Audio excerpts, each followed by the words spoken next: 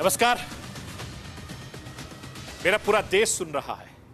राष्ट्र की आवाज 140 करोड़ लोगों की एक ही आवाज। आपके साथ मैं हूं सरफराज। मैं सरफराज सैफी आपको बताना चाहता हूं, साल 2025 की शुरुआत हो चुकी है। साल 2025 की शुरुआत में बड़ी सियासी लड़ाई देश की राजधानी दिल्ली में होने वाली है। और ये लड़ाई दिल्ली की 70 विधानसभा सीटों की लड़ाई। अरविंद केजरीवाल अपने होम ग्राउंड पर हैट्रिक लगाना चाहते हैं, तो भारतीय जनता पार्टी 25 साल बाद 2025 में दिल्ली में वापसी की राह तलाश रही है। और यह दिल्ली की सियासी लड़ाई काफी ज्यादा दिलचस्प मोड़ पर आ गई है। यह वो दिल्ली है जिस दिल्ली में केंद्र की सत्ता चलती है। यह वो दिल्ली है जिस दिल्ली में दो सरकारें चलती हैं। दिल्ली वालों का दिल जीतने के लिए तमाम राजनीतिक पार्टियां एड़ी चोटी का जोर लगा रही। अरविंद केजरीवाल का दावा है कि दिल्ली में विकास हुआ है, आम आदमी पार्टी ने विकास किया है, तो बीजेपी का आरोप है कि 10 साल में बीजेपी का विनाश। अब इसे लेकर दोनों राजनीतिक दलों में खींचतान चल रही है। और दिल्ली के दंगल में चिट्ठी से लेकर पोस्टर वॉर चल रहा है। तमाम राजनीतिक दल एक दूसरे पर चिट्ठी लिखकर आरोप प्रत्यारोप का खेल खेल रहे हैं। सवाल यह भी उठता है कि दिल्ली में आखिर चिट्ठी वॉर कैसे कब शुरू हुआ, यह आज आपको राष्ट्र की आवाज के जरिए बताने, दिखाने, समझाने की कोशिश करूंगा। एक दौर था जब चिट्ठियों से लोग एक दूसरे से संवाद करते थे, लेकिन अब घर बैठे लोग फोन पर मिनट मिनट की जानकारी अपडेट लेते हैं।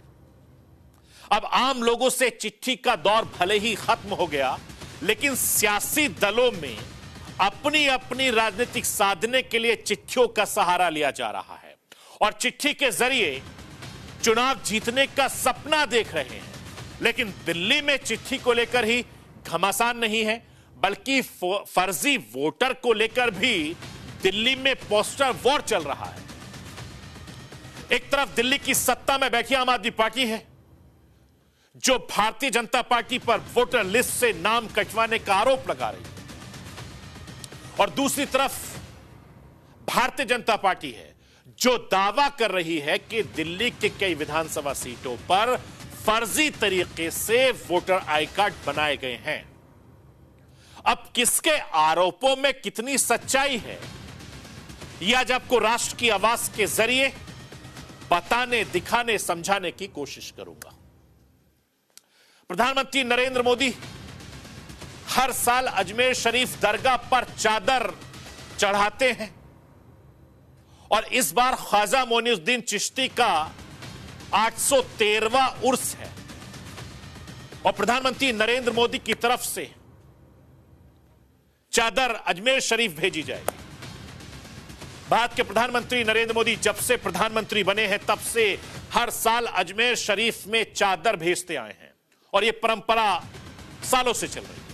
इस बार प्रधानमंत्री नरेंद्र मोदी की तरफ से यह 11वीं बार होगा जब अजमेर शरीफ दरगाह में चादर चढ़ाई जाएगी। इसको लेकर जमकर राजनीति हो रही है। मस्जिद के नीचे मंदिर निकालने वाले मुद्दे खूब चर्चा में हैं। ख्वाजा मोइनुद्दीन चिश्ती की दरगाह पर चादर चढ़ाने को लेकर आखिर सवाल भी उठ रहे हैं।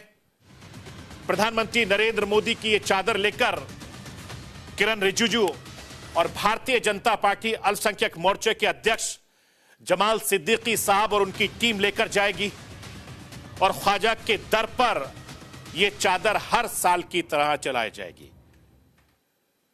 इसको लेकर भी लगातार सियासत हो रही है। मैं अपने हिंदुस्तान के कोने कोने की आवाज को लेकर दिल्ली तक पहुंचाता हूं। दिल्ली की आवाज को देश दुनिया के कोने कोने तक पहुंचाता हूं। नेताओं की आवाज को मैं आम लोगों तक पहुंचाता हूं। आम लोगों की आवाज को मैं अपने देश के हुक्मरानों तक पहुंचाता हूं। आपकी आवाज से मिलती है मेरी आवाज और बन जाती है राष्ट्र की आवाज।